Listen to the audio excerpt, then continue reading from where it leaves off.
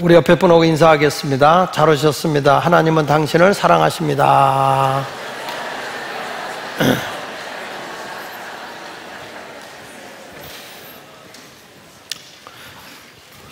오늘은 여러분들과 함께 희망의 예수님이라고 하는 제목으로 말씀을 증거하도록 하겠습니다. 사람이 희망이 있어야 미래가 있는 것입니다. 희망이라는 단어는 앞일이나 자신의 미래에 대한 바람, 그렇게 되었으면 하는 소원, 이것이 희망입니다. 그러니까 앞일에 좋은 결과가 있기를 기대하는 것, 그것이 우리는 희망이라고 말할 수 있습니다. 사람이 방향을 잘못 잡으면 방황하게 돼 있어요. 제가 한 번은 집회를 하다가 치과를 갈 일이 있어서 우리 김성민 목사님 보고 차를 가지고 오라고 그래서 차를 타고 오는데 제가 좀 너무 피곤했던 모양이에요. 피곤해서 잠을 잤는데 목사님 다 왔습니다 그래요. 내렸어요. 근데 이 친구가 늘 가던 길에도 안 내려다 주고 역방향으로 내려줬어요. 근데 내가 지금 자다 일어나가지고 방향 감각을 잃어버렸어요. 방향 감각을 잃어버려서 늘 가던 병원이니까 가만히 안 나와요. 몇 번 뱅글뱅글 돌아도 안 나오는 거예요. 그래서 내가 전화를 했어. 야, 김 목사야, 어디다 내려줬냐? 나 못 찾겠다. 그래서 목사님 어디 계십니까? 여긴데, 여기. 그 내려준 데 내가 가 있을게. 그래요? 알았어요. 왔어. 왜 일로 오세요? 여기잖아요. 그래. 바로 옆에다 두고 내가 방향 감각을 잃어버리니까 못 찾더라고요. 여러분들은 워낙 똑똑해서 내가 바보같이 느껴지겠지만 정말 그런 경우들이 있어요. 우리 교인들도 이 야외를 이렇게 갔다 오서 어르신들 분명히 교회다 내려드렸거든요. 근데 이분이 자다가 일어나가지고 방향 감각을 잃어버리니까 저쪽 시장 쪽으로 가야 되는데 저쪽 동화동 쪽으로 가요. 그러고 나서 나중에 얼마나 욕을 하는지 엉뚱한 데 내려줬다고. 엉뚱한 데 내려준 적 없어요. 내가 방향을 잘못 잡아서 그런 거예요. 인생도 똑같습니다. 방황하는 인생이 있고 바르게 가는 길로 가는 분들이 계세요. 오늘 성경 말씀 잠언 7장에 보면요, 그 솔로몬이 자신의 집에서 창살로다가 창밖을 내다보고 있었더니 젊은 남녀가 잘못된 방향을 잡고 가고 있는 걸 보게 됩니다. 이제 그 내용을 기록한 것이 잠언 7장에 있는 내용인데, 이제 잠언 7장에 보니까 솔로몬이 이 창으로 밖을 내다보고 있는데 이런 모습을 얘기했어요. 한번 같이 제가 읽어볼게요. 잠언 7장 6절에 보니까 내가 내 집 들창으로 살창으로 내다보다가 어리석은 자 중에 젊은이 가운데 한 지혜 없는 자를 보았노라. 그가 거리를 지나 음녀의 골목 모퉁이로 가까이 하여 그의 집 쪽으로 가는데 저물 때, 황혼 때, 깊은 밤 흑암 중에라. 그때에 기생의 옷을 입은 간교한 여인이 그를 맞이했다. 이렇게 말하고 있습니다. 지금 솔로몬이 이렇게 보니까 한 남자를 보고 있어요. 근데 이 남자가 지금 어디를 가고 있는가 이렇게 주목해서 보니까 이 사람이 집으로 가야 할 방향으로 가지 아니하고 잘못된 방향으로 가고 있는 것입니다. 그게 어느 때입니까? 어두울 때입니다. 황혼 때입니다. 깊은 밤에 기생의 집으로 향했다는 것입니다. 근데 여기 성경에 보면 그 간교한 여인이 그를 맞이했다 이렇게 말하고 있는 거예요. 이 사람이 기생집 앞에 갔더니 기생이 어머 사장님, 아유 어서 오세요. 내가 얼마나 사장님을 기다렸는지 아시기나 하세요? 그 마음을 알아줄란가 모르겠어요. 이러면서 아주 그 남자를 녹이는데 입술로 꿀굿을 흐르는 듯이 그냥 아유 사장님 이러면서 막 놀리는데 이쯤 되면 남자가 정신줄 놓는 겁니다. 자, 거기다가 이 여자가 하는 얘기 좀 보세요. 잠언 7장 16절로 18절에 이렇게 말합니다. 내 침상에는 요와 애굽의 문이 있는 이불을 폈고 몰약과 침향과 계피를 뿌렸노라. 오라, 우리가 아침까지 흡족하게 서로 사랑하며 사랑함으로 희락하자. 아주 침상도 잘 꾸며놓고 향도 뿌려놓고 내가 당신을 맞이할 준비를 다 하고 있습니다. 우리 하룻밤 즐기지요. 하룻밤 희락을 하자. 이렇게 남자를 유혹하고 있는 것을 솔로몬이 보고 있는 겁니다. 지금 이 사람이 가고 있는 길이 바른 방향이라고 보는 사람은 아무도 없어요. 잘못된 방향으로 가고 있는 것입니다. 도대체 이 기생이었던 이 간교한 여인은 과거에 그러면 어떤 여인이었을까? 성경 잠언 7장 14절에 보니까 이렇게 말합니다. 내가 화목제를 드려 서원한 것을 오늘 갚았노라. 이렇게 말해요. 여러분, 여기 화목제를 드린다는 게 뭐예요? 화목제라는 것이 하나님께 드리는 감사의 예배예요. 하나님께 드리는 감사 예배. 그러니까 이 여인이 과거에 하나님께 예배하던 여인이에요. 하나님을 믿었던 사람이라는 거예요. 근데 이 사람이 잘못된 방향으로 가서 타락의 길을 걸어가고 있는 것입니다.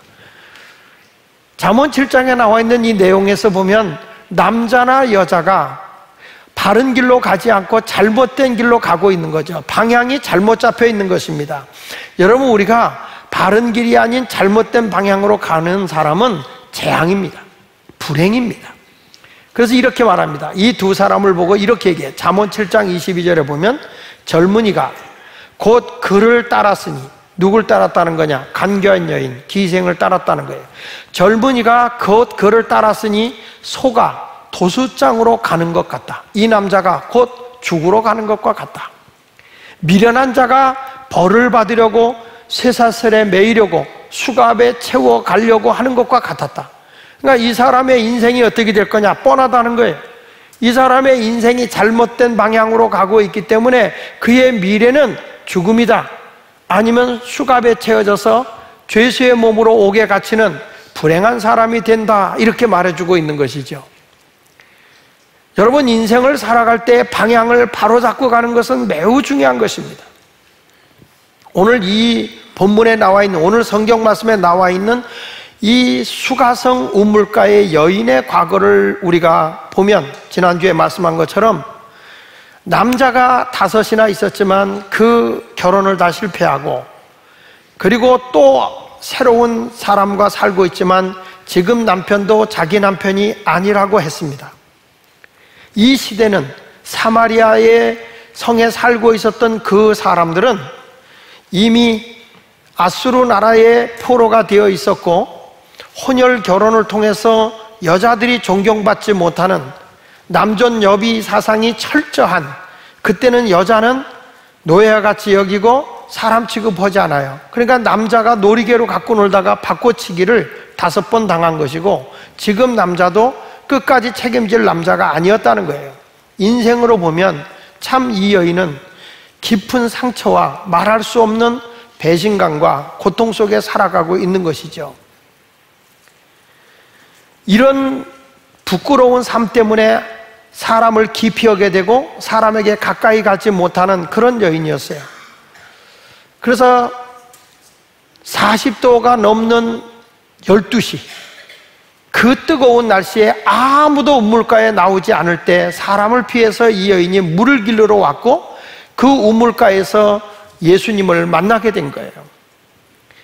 이 여인이 예수님과 대화를 하면서 이분의 그 놀라운 비밀을 발견하게 되는데, 바로 진리이신 예수 그리스도를 만나게 됩니다.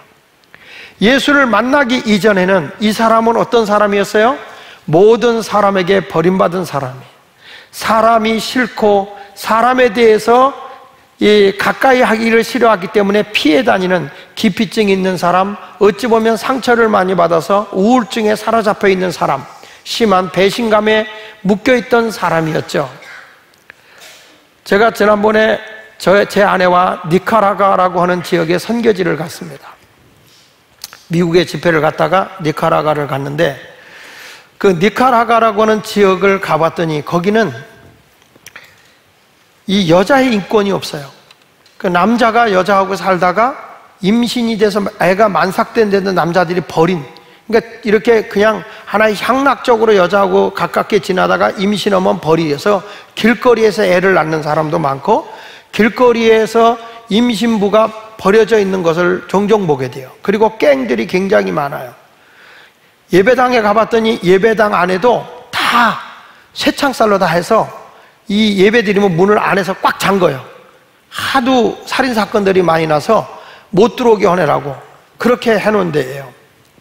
그곳에 가서 선교를 하고 계신 목사님, 그래서 그 목사님 가서 제 아내하고 이제 시장에 가가지고 거기다가 뭐 너무 고생을 하더라고요. 그래서 에어컨, 냉장고 이런 거 하나 해드렸는데 너무너무 고생을 하길래 사모님한테 제가 물어봤어요. 사모님 뭐가 그렇게 제일 드시고 싶어요? 그랬더니 사모님이 내가 뭐 회 한번 먹어봤으면 원이 없겠다. 그 열대 지역이라 거기가 회 먹기가 좋은 데가 아니에요. 근데 회를 파는 데가 어디 있어요? 호텔밖에 없어요. 그래서 호텔에 가서 사모님 마음껏 드셔보세요. 그리고 대접을 했더니 세상에 드시는 게 아니에요. 그냥 집어넣는 거예요. 계산하러 갔더니 제 아내가 깜짝 놀라요. 왜요? 알아서 생각하세요. 엄청 비싼 거예요. 자, 여러분, 지금의 세계도 사람을 여성을 여성답게 이렇게 대우해 주지 않는 지역이 지금 많이 있습니다. 근데 이 시대에도 그랬는데 이 여자는 이제는 모든 사람에게 다 버림받았기 때문에 절망 중에 살아가고 있는 이 여인이 예수를 만나자마자 놀라운 변화가 일어나는 거예요. 희망이 생깁니다. 기쁨이 생깁니다. 완전히 인생이 바뀌어졌습니다. 사람을 기피하던 사람이 사람에게 달려갑니다. 슬픔에 처해 있던 이 여인이 기쁨의 소식을 전합니다. 인생이 바뀌어지는 거예요. 무슨 얘기죠? 절망의 삶을 살던 사람이 희망의 사람으로 바뀌어진 거예요. 나는 오늘 이 수가성의 여인이 희망을 찾은 것처럼 여러분도 예수 그리스도를 만나면 희망의 사람으로 바뀌어진다는 거예요. 그래서 오늘 저는 여러분들에게 희망의 예수 그리스도, 이런 말씀을 여러분에게 증거하는 겁니다. 따라합시다. 예수를 만나면 희망이 생긴다. 자, 오늘 요한복음 4장 28절로 30절에 이런 말씀이 나오죠. 여자가 물동이를 버려두고 동네로 들어가서 사람들에게 이르되 이랬어요. 사람을 피하던 사람이에요. 그래서 아무도 없는 시간에 물길로 나왔던 이 여인이에요. 이 여인이 그 수가성에서 예수님을 만나고, 자, 너에게 물을 달라는 이가 누군지 알았으면 영원히 목마르지 않는 영적인 만족감을 주는, 너의 모든 영혼을 해갈시켜주는 나에게 그 생수를 달라고 했을 것이다. 그러니까 이분과 대화하면서 그런 생수를 나에게 주십시오. 다시는 물길로 오지 않게 영원히 갈증을 느끼지 않는, 목마르지 않는 물을 좀 주십시오. 그랬을 때 내 남편을 데려와라 그랬더니 나 남편이 없어요. 내 말이 오라. 내가 남편이 5이나 있었으나 지금 있는 남편도 내 남편이 아니지. 지금으로 말하면 이렇게 말했을 거예요. 막 항의하고 여자들이 대들었을 거예요. 누구 뒷조사했어요? 누구 뒷조사했어요? 당신이 뭔데 내 과거를 파헤치는 거야. 이러면서 막 난리가 나고 인권조례회에 고발을 했을지 몰라요. 그런데 예수님께서 야, 너 내 남편 데려와. 없어요. 그래, 맞아. 내 남편이 5이나 있어. 지금 있는 남편도 내 남편이 아니야. 이분이 말이야 거기서 놀라는 거예요.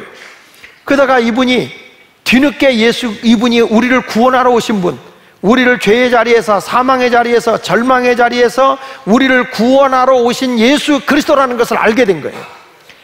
그래, 이분이 이런 고백을 하잖아요. 동네로 들어가서 사람들에게 한 말 좀 보세요. 자, 29절에 내가 행한 모든 일을 내게 말한 사람을 와서 보라. 이는 그리스도가 아니냐, 메시아, 구세주가 아니냐. 그들이 동네에 나와 예수께로 왔다 그랬어요. 동네 사람들이. 자, 이 여자는 사람을 피해 다니는 사람들이에요. 사람을 가까이 하지 않는 사람이요. 예수를 딱 만났어요. 만나고 나서 그가 희망이 생겼어요. 내가 살아야 할 이유를 알았어요. 너무 기뻐요. 그래서 물동이를 던져버렸어요. 내가 하던 일을 던져버리고 동네 사람에게 뛰어들어갔어요. 사람을 피하던 사람이 사람에게로 달려들어갔어요. 뭐라고 외칩니까?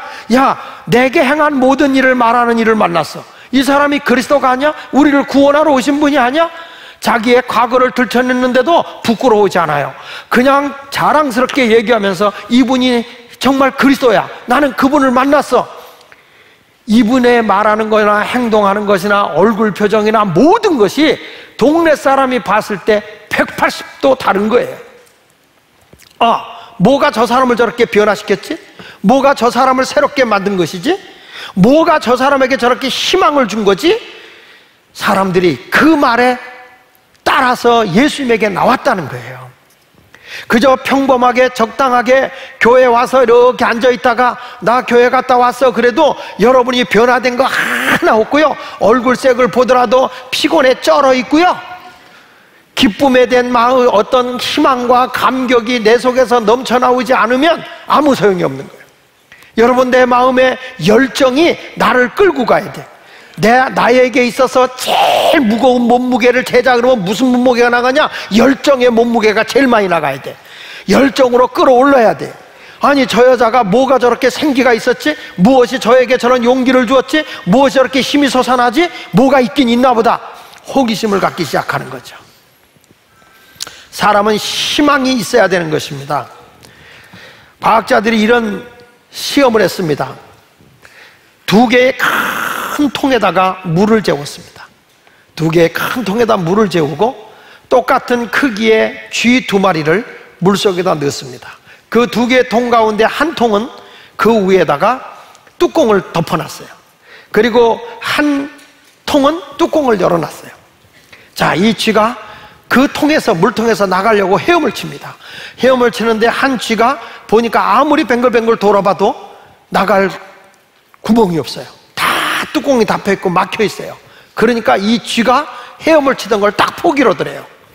그러더니 4분 만에 쥐가 죽더라는 거예요. 4분 만에 익사해서 죽더라는 거예요. 근데 뚜껑을 열어놓은 데는 이 쥐가 어떻게 나가려고, 왜? 나갈 소망이 있다는 거죠. 그래서 계속 도는데 얼마나 수영을 치는가 봤더니 깜짝 놀라게 36시간을 헤엄치더라는 거예요. 죽지 않고. 희망이라고 하는 것은 이만큼 놀라운 거예요. 사람이 죽고 사는 것이 어디에 있느냐? 희망에 있다는 거예요. 희망을 잃어버리면 사람은 그냥 끝이에요. 은퇴하신 목사님들 가운데도 보면은, 은퇴했잖아요. 은퇴한 목사님들도 5년 내에 자기의 그 어려움을, 그동안에 일했던 것을 다 내려놓고 새로운 희망과 꿈을 가진 사람은 거의 백수를 해요. 근데 일을 많이 얻은 분들이 자기 얻은 일을 내려놓고 난 아무것도 없고 무료하구나 하고 절망에 빠지는 순간에 5년 내로 세상을 뜨는 원로 목사님들이 굉장히 많아요. 그 이유는 희망이라는 것에 달려있는 거예요. 여러분 모두도 희망을 가지시길 주의 이름으로 축원합니다.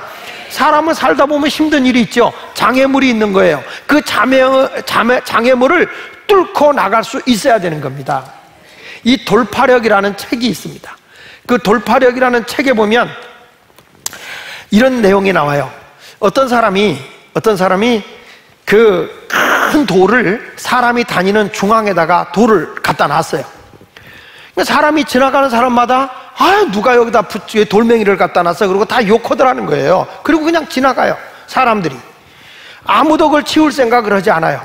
그런데 한 농부가 오더니 그 돌을, 큰 나무 갖고 와서 지렛대를 삼아서 그 돌을 굴려서 옆으로 옮기더라는 거예요. 그래가지고 이 돌을 옆으로 굴리니까 그 돌 밑에 큰 구덩이가 있는데 가방 하나가 들어있더라는 거예요. 그 가방 하나를 들어서 가방을 뜩 열어보니까 그 안에 금은보화가 쫙 들어있으면서 편지 한 통이, 그 글한 문구가 써있더라는 거죠. 그 문구가 뭐냐, 이런 거였어요. 모든 장애물 속에는 더 나은 기회가 숨어 있음을 기억하라. 모든 장애물 속에는 더 나은 기회가 숨어 있음을 기억하라. 여러분, 우리들이 힘들고 어려운 것 같죠? 근데 그 어려움을 이기고 나면 더 좋은 일이 있는 거예요.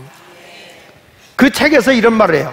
기회는 큰 장애물과 함께 오는 것이지만, 기회라는 것은 큰 장애물이 함께 오는 것이지만 그것을 이긴 자가 그 기회를 잡는다, 이렇게 말하고 있어요. 세상에 어떤 일을 해나가는데 그 일이 그냥 평탄하게 내게 오는 게 아니에요. 반드시 장애물이 내게 온다는 거예요. 그 장애물을 옮기면 그게 나에게 기회가 되는 거예요. 길을 가다가 큰 바위가 생겨요. 이 등산을 가보시면 알지만 큰 바위가 있으면 바위로 올라가기가 어려워요. 그러면 사람들이 거기서 돌아오는 사람이 있는가 하면 돌아서 가는 사람이 있어. 그 바람에 뭐가 생겨요? 길이 생겨요. 우리 인생에 살아가는데 힘든 일이 왜 없겠어요? 어려운 일이 있죠. 그러나 그것을 돌파하고 나가는 사람이 기회를 잡는 거예요.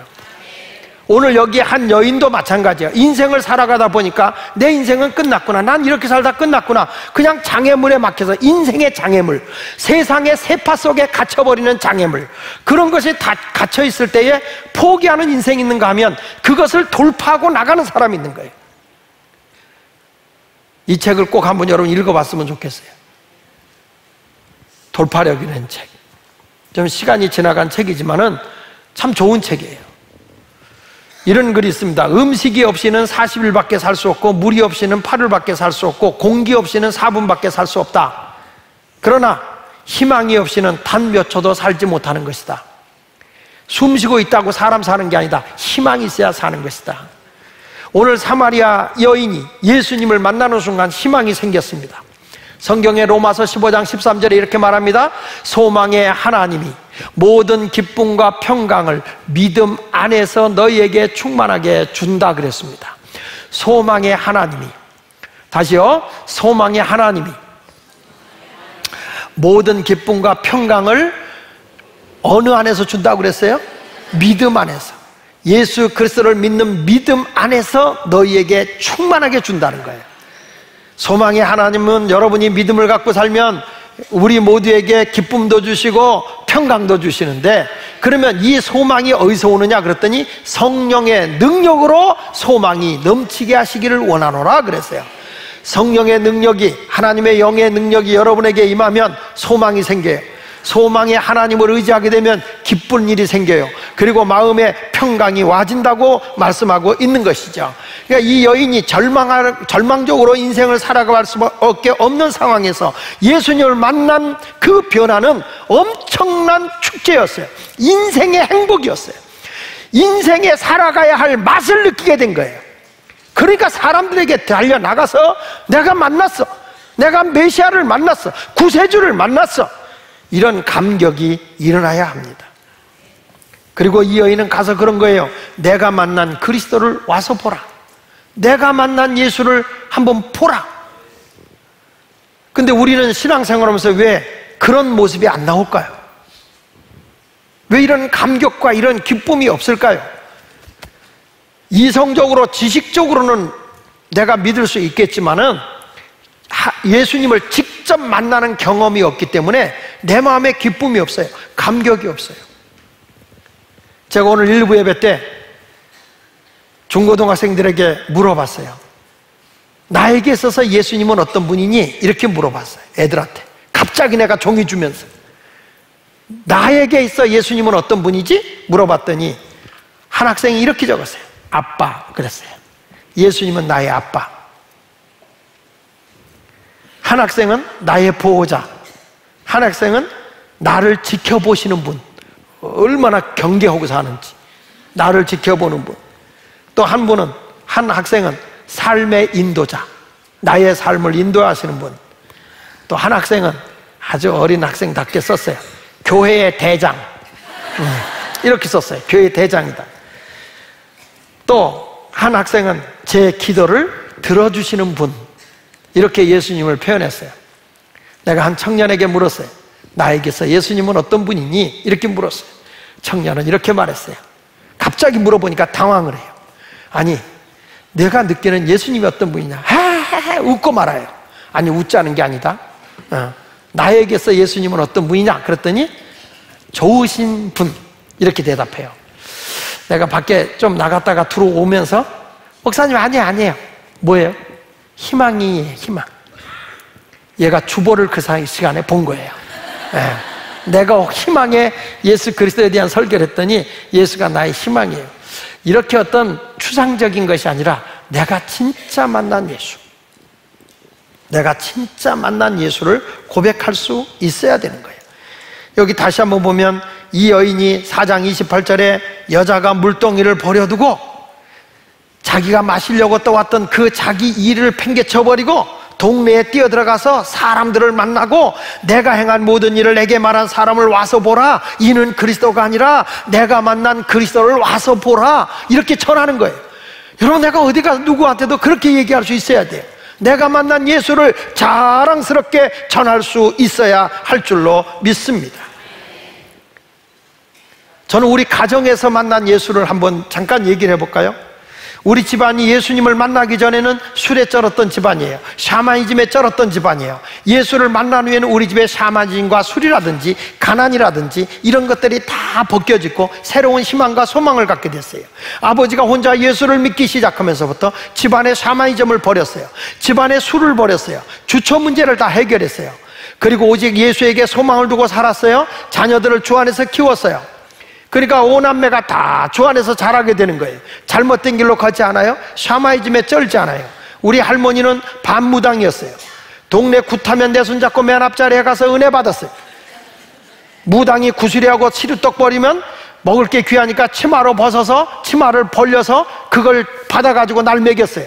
지금에 와서 보니까 우리 할머니는 천열매만 걷어서 먹인, 내가 목사 될 걸 알고 천열매만 먹어라, 내가 지금까지 건강한 건 무당이 준 걸 먹어서 그래.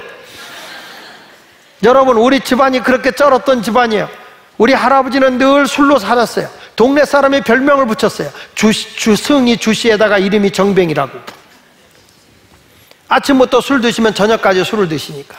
저희 작은 할아버지는 승이 노씨에다 이름이 상술이었어요. 노상술로 사니까. 사람들이, 집안이 그렇지만 예수가 들어온 뒤에 변화가 일어났어요. 그렇다고 해서 하루아침에 집안이 부자가 됐나요? 아니에요. 저는 어려서부터 교회를 다녔지만 집안이 너무 가난해서 학비를 못 줬어요.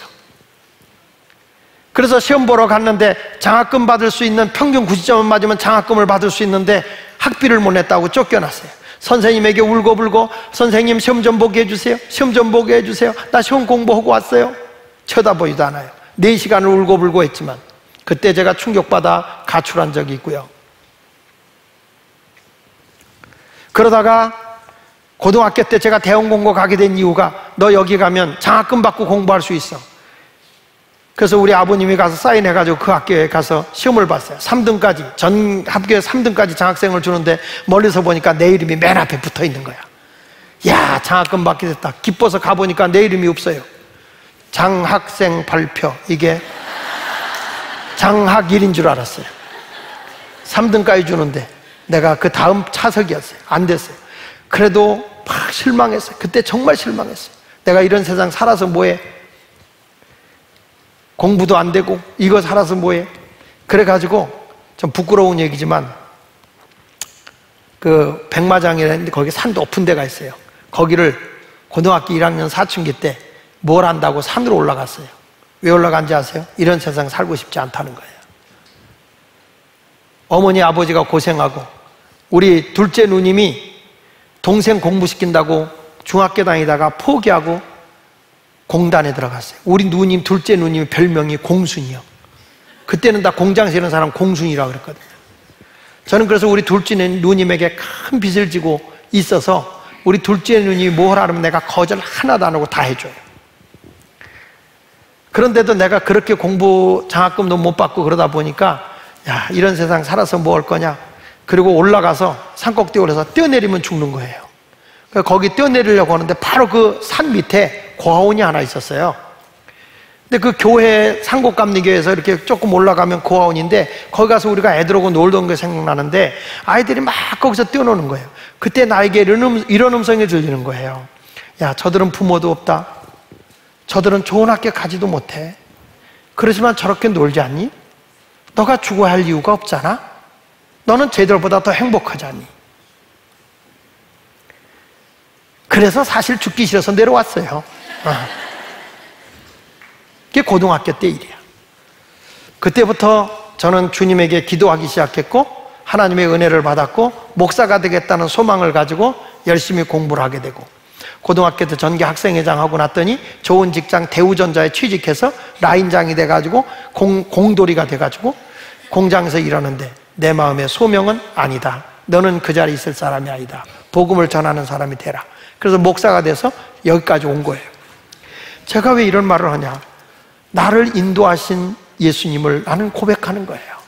내가 여기까지 오는 것은 내가 아니에요. 내 환경이 좋아서가 아니에요. 부모님이 잘해줘서 된 것도 아니에요. 예수 그리스도, 그분이 우리 가정을 구원해 줬고 우리 가정을 복되게 해주신 거예요. 그래서 나는 어디 가도 나는 예수님을 자랑해요.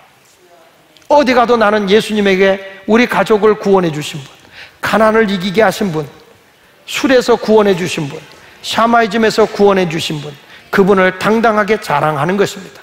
그래서 제가 아마 신당동에 와서 목회를 하는가 봅니다. 신당이 많아서. 과거에 신당에 쩔었던 집안이 이런 거 몰아내고 광명한 빛을 가지고 살아가니까 말입니다. 난 과감하게 얘기할 수 있어요. 예수가 희망입니다. 우리 가정에, 우리 아이들에게, 우리 자녀들에게 무엇이 희망이냐? 예수가 희망인 것입니다. 여러분 아직도 과거에 잡혀 몸부림치고 난 안 돼, 난 못해, 나는 아무것도 못하는 사람이야 라고 과거에 붙들려 살고 있다면 아직 그분은 예수님을 못 만난 사람입니다. 오늘 이 형같이 예수님을 만나서 기뻐서 사람 속에 파고 들어가서 떳떳하게 자기 정체를 드러내고 나는 부끄럽다, 그러나 나를 새롭게 하신 분이 계시다.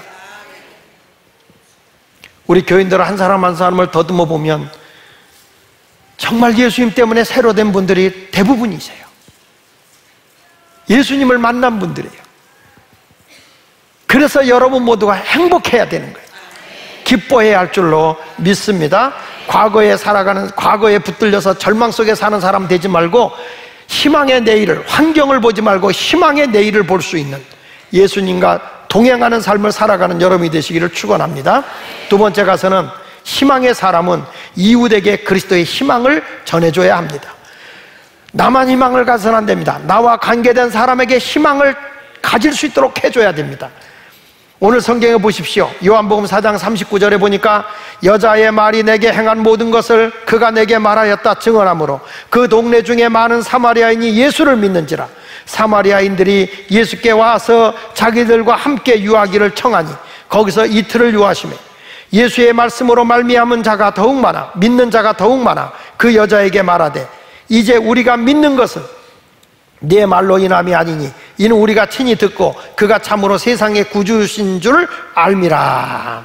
여기 보십시오. 이 여인이 예수를 만나고 인생이 변화됐어요. 희망을 가지고 다른 사람에게 전했어요. 그래서 이 사람이 왜 이렇게 흥분된 거야? 이 사람이 왜 이렇게 업된 거야? 무엇이 이 사람을 이렇게 행복하게 했지? 무엇이 이 사람을 자신감 있게 했지? 그래서 사람들이 따라 나온 거예요. 혹시나 하고 따라 나온 거예요. 전도돼서 나온 거예요. 나와서 예수님을 만났어요. 만나고 나서 이들이 한 말이 있죠. 너 때문에 우리가 예수 믿는 거 아니다. 우리가 예수를 직접 만났다. 정말 이분이 희망이네, 우리의 소망이네 고백을 하고 있어요. 기억하십시오. 아버지가 목사이기 때문에 자식이 믿음 있는 건 아니에요. 이 자리에 와 있다고 믿음 있는 거 아니에요. 내가 직접 예수 그리스도를 만나는 경험이 있어야 돼요. 교회 장로님 자녀라고 믿음 있는 거 아니에요. 권사님의 자녀라고 믿음 있는 거 아니에요. 집사님의 자녀라고 믿음 있는 거 아니에요. 직접 예수를 만나는 체험이 있어야 돼요. 그래서 우리는 어떤 사람이 되어야 되냐? 내가 만난 그 예수에 대한 기쁨과 감격이 전해져야 돼. 연쇄적으로 전해져야 돼. 내가 예수님을 직접 체험을 했다면 때로는 구박을 하고 때로는 남편이 반대해도 내가 만난 예수를, 그 희망을, 그 기쁨을, 그 감격을 전할 수 있어야 되는 거예요. 그래야 그것이 나를 통해서 통로가 되어져서 그분도 믿음을 갖게 되는 거예요. 이게 연쇄적 믿음이라는 거예요. 똑같이 사는데 어떤 사람은 절망과 부정적인 연쇄적인 것을 주는 사람이 있고 어떤 사람은 희망과 꿈과 소망을 연쇄적으로 주는 사람이 있어요. 어떤 사람을 만나는 순간에 절망하게 돼요. 어떤 사람을 만나는 순간에 희망을 갖게 돼요. 똑같은 사람인데 절망을 연쇄적으로 주는 사람이 있고 어떤 사람은 희망을 연쇄적으로 주는 사람이 있어요. 우리는 세상에서 멸시받는 사람이 아니라 영향을 주되 희망을 줄 수 있는 사람이 되기를 주의 이름으로 축원을 드립니다. 이 직접적 예수님을 만나고 나니까, 직접 만나고 나니까 너무 좋잖아요. 그래서 사마리아 사람들, 그 자기를 외면하는 사람들에게 전했고, 그의 변화된 모습을 보고 교회 나왔던 사람들도 이제 내 말 듣고 나온 게 아니야, 우리가 직접 경험했어, 우리가 믿어, 이렇게 감격하고 있는 거죠. 신앙생활 하는 사람들 보면 잘못된 영향을 받는 사람이 있어요. 주일날 교회 나오는데도 바쁘면 안 나오고, 시간 있으면 나오고, 시간 없으면 안 나오고. 목사님, 뭐 믿음 생활은 자유인데요. 근데 그렇게 생각하면 안 돼요. 하나님의 진리의 말씀에 내가 영적으로 생각할 때 이것이 하나님이 원하는 길이면 그걸로 가야 돼요. 내가 원하는 대로 가는 게 아니에요. 하나님이 원하는 길로 가야 돼요. 우선순위를 주님께 두어야 되는 것이에요. 사람들이 이런 말은 잘 들어요. 목사님, 내가 어디 가서 들었더니 11조는 구약적인 거래요, 율법적인 거래요, 안 해도 된대요. 안 해도 되지요? 그래요. 저는 이런 말을 해요. 네가 생각하기에, 영으로 생각해 보기에 이것이 하나님 것이라고 생각하면 하나님께 드리는 거고, 네 거라고 생각해서 네가 술집에 가서 써야 되겠다면 거기 가서 쓸 거고, 네가 향락을 위해서 쓸 것 같으면 써라. 그러나 신앙의 양심을 걸고 하나님 앞에 딱 서서 이것이 하나님의 것이다 그러면 하나님께 드리는 거고, 네 거라고 생각하면 네 것으로 살아라. 내가 이 시간이 하나님께 가야 할 시간인지 세상을 향해 나가야 할 시간인지 네가 생각해봐라. 하나님이 보실 때 네가 영이 살아있는 사람이라고 한다면 하나님 앞에 내가 무엇을 드려야 될 것인가를 생각해라. 그게 중요한 거 아니겠어요? 신앙생활하면서 전부 다 자기 중심으로 신앙생활하면 안 돼요. 언제나 내가 주님을 만나야 돼요. 교회에 대해서 비판하는 사람이 많아요. 역사적으로 제가 잠깐 설명을 할게요. 우리나라가 6.25 끝난 다음에 굉장히 어렵고 절망 중에 살았어요. 경제적으로 어려웠어요. 사람들이 막 전쟁을 해서 부모 잃어버린 고아들이 들끓었어요. 상해 군인이 너무 많았어요. 그래가지고 사람들이 막 힘들게 사는 사람이 너무너무 많았습니다. 이때 목사들의 메시지가 뭐였는지 아세요? 지금은 세상을 떴지만 신영균 목사님이 외친 것이 한국의 소망이에요. 메시지마다 한국의 소망. 그리고 그분은 천국 배우였어요. 얼마나 사람들을 웃겼는지 몰라, 그분이. 절망과 슬픔에 빠져있는 사람들에게 교회 가서 기쁨을 찾게 해줬어요. 절망 중에 있는 사람에게 소망을 주기 시작했어요. 이게 그 시대에 있었던 일이에요. 근데 요즘에 목사들이 그렇게 웃기잖아요. 사람들이 다 비판해요. 교회가 무슨 코미디 하는 것이냐, 그렇게 웃겨. 그러나 그 시대에 하나님이 쓰는 게 있어요. 사람들이 너무너무 가난하니까 그 당시에 목사님들이 계속적으로 한 게 예수 믿으면 복받는다, 축복받는다, 계속 얘기했어요. 한국의 경제가 살아나기 시작했어요. 그 결과가 한국 경제를 살려놨더니 교회에서 요즘에는 축복 얘기하면 너무 배가 불러. 왜 목사들이 그렇게 샤머니즘으로 가느냐? 안 그래요. 하나님이 시대적으로 메시지를 줘요. 그리고 솔직히 성경에 하나님이 복 준다고 그랬지 저주 준다고 그랬습니까? 복 받아야 돼요. 하나님을 잘 섬기면 땅의 복을 준다고 약속했어요. 근데 그것이 기복주의가 되면 안 돼. 복이 신이 되면 안 된다는 거예요. 그걸 통해서 선한 일을 해야 되고 이웃과 나누는 삶을 살아야 되는 것이죠. 그렇죠? 근데 우리는 복 그러면 무슨 막 비판적인 여론이 나오니까 목사가 복에 대한 설교만 하면 막 젊은 사람들 알러지 반응을 일어나. 그렇지 않아요, 여러분. 그러니까 시대에 따라서 하나님이 쓰는 거예요. 그리고 우리나라가 경제적으로 안정되니까 이런 설교하면 또 이상하게 받아들이는 거예요. 사람들이 그때 많은 돈은 없죠, 병원 없죠, 다친 사람 많죠. 그 다음에 6.25 끝난 다음에 장티푸스, 콜레라, 전염병이 막 돌지요. 제가 어렸을 때만 해서 피부병도 얼마나 많았는지 몰라. 이런 어마어마한 일들이 막 터질 때마다 병원도 없지, 돈도 없지. 제가 시골에 살 때만 해도 목사님이 내가 보니까 지금에 와서 보니까 완전 돌에다가 팔이요. 그런데도 그냥 와서 뭐 치과라고 하고 막 와서 보고 막 그랬던 것 같아. 그럼 거기 그냥 동네 사람이 새까맣게 몰려가고 그랬어요. 그때의 목사님들 가운데 하나님이 무슨 은사를 줘요? 병고침의 은사가 나타나요. 김익두 목사 같은 분은 막 곱추가 펴져요. 안진뱅이가 일어나. 막 이렇게 손이 이렇게 굳어진 사람들이 다 펴져. 이런 신유의 역사가 어마어마하게 많이 일어났어요. 그 뒤에 조영규 목사님에게 하나님이 신유 연사를 줘가지고 막 가난한 사람들 모아지고 오늘도 주께서 이 시간에 병든 사람을 불러주셨습니다. 디스크로 고생하는 사람 주께서 채찍에 맞음으로 너희 모든 질고를 담당하라 하셨으니 오늘 이 시간에 주께서 담당해 주셨습니다. 할렐루야. 오늘 몇째 줄에 디스크로 오신 분이 있습니다. 주께서 고쳐주셨습니다. 할렐루야. 막 사람들이 아멘하고 일어나는데 병이 막 낫는 거예요. 요즘에 그런 치유 집회하면 사람들이 또 이상하다고 그래. 병원에 가면 될 건데 왜 저렇게 하느냐고 얘기들 하고 있는데 절대 그렇지 않아요, 여러분. 저는 그때만 해도 이계선 목사님이 은사 집회를 많이 했어요. 은사 집회 가서 하는 걸 보면 하나님의 신령한 은혜들이 많이 일어났어요.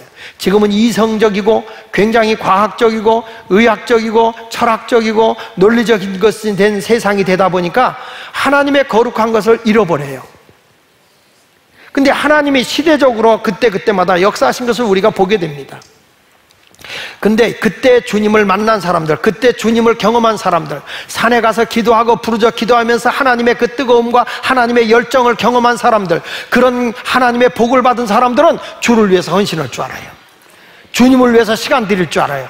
주님을 위해서 부르짖어 기도할 줄 알아요. 요즘에는 기도하다 그래도 피곤한데 일이 많은데 전부 다 자기중심적으로 살아서 새벽에도 잘 안 나오고 기도를 잘 안 해요. 그 이유는 왜 그럴까요? 여러분들이 내가 경험한 그 기쁨과 감격의 예수 그리스도, 희망의 예수 그리스도를 잃어버리고 있는 거예요. 내가 열정이 있어야 돼요. 내가 주님을 만나야 돼요. 그래야 다른 사람의 그 예수를 전해야 할 수 있는 거예요. 성가대가 성가대하면서 은혜 받아봐요. 성가대하면서 하나님의 영적인 경험을 해봐요. 만나는 사람마다 나 성가대 들어가서 이런 은혜를 받았어. 성가대 들어가서 이런 하나님의 복을 받았어. 간증이 돼서 다른 사람 성가대 들어오라고 전도지. 자기 혼자만 나가서 하고 이러고 앉지 않아요.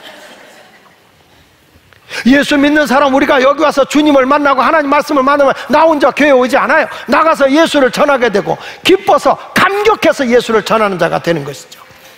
우리 모두 이런 예수를 만나기를 바랍니다. 우리 교회가 개척할 당시에 정말 노점에서 장사하고 봉제공장에서 밤새 일하고 그리고 와서 막 주님 앞에 기도하고 몸부림을 쳐 기도할 때 루마티스 관절염 환자가 치유되고 막 각종 병든 사람이 낫고 가난한 자가 하나님의 복을 받고 이런 모습을 봤던 사람들은 계속 간증을 하는 거예요. 만나면 그 얘기 하는 거예요. 내가 예수님 때문에 살았어요. 예수님 때문에 내가 아이를 못 가졌는데 아이를 낳았어요. 예수님 때문에 내가 병이 났어요. 예수님 때문에 영적 경험했어요. 내가 방언 받았어요. 내가 능력 받았어요. 이런 고백이 나온단 말이죠. 언제까지 여러분 머물러 있겠습니까? 이제 주님을 만나는 성도들이 되시기를 예수 이름으로 축원을 드립니다. 불평하는 사람 되지 말고 열정을 가지고 내가 만난 예수님을 전하는 성도가 되시기를 축원합니다. 우리 다 같이 복음 찬송가 한 장을 불러보겠습니다. 많은 사람들 참된 진리를 모른 채 주님 곁을 떠나갔죠.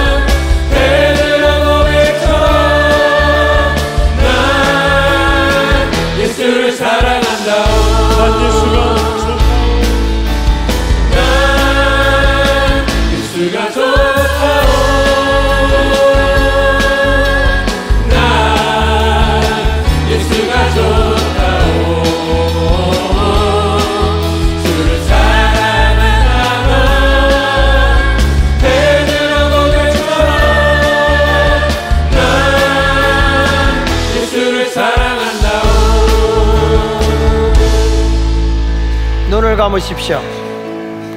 여러분, 내가 예수를 진짜 만났다면 여러분이 가질 수 없는 행복을 얻을 수가 있습니다. 그리고 희망을 가질 수 있습니다. 내가 그런 감격이 있어야 다른 사람에게 연쇄적으로 이 복음을 전할 수 있어요. 누구 때문에 이 자리에 왔다면 여러분이 직접적으로 예수를 만나는 경험이 있기를 바랍니다. 막연하게 교회만 왔다 갔다 하는 사람 하지 말고, 주님, 내가 주님을 체험하게 하여 주시옵소서. 그래서 내 인생이 미래에 대한 희망을 갖고 살아가게 하여 주옵소서. 활기차게 살게 하여 주옵소서. 다 같이 우리 한음성으로 기도하겠습니다. 기도합시다. 할렐루야. 살아계신 하나님 아버지, 주님의 크신 은혜와 사랑 감사합니다. 오늘 우리에게 겹치고 귀한 시간을 주셨사오니 하나님, 우리 아름다운 삶을 살게 하여 주옵소서. 주의 능력으로 온전케 하여 주시고 희망찬 내일을 향해서 꿈을 가지고 살아가는 삶을 살게 하여 주옵소서. 주여, 우리 하나님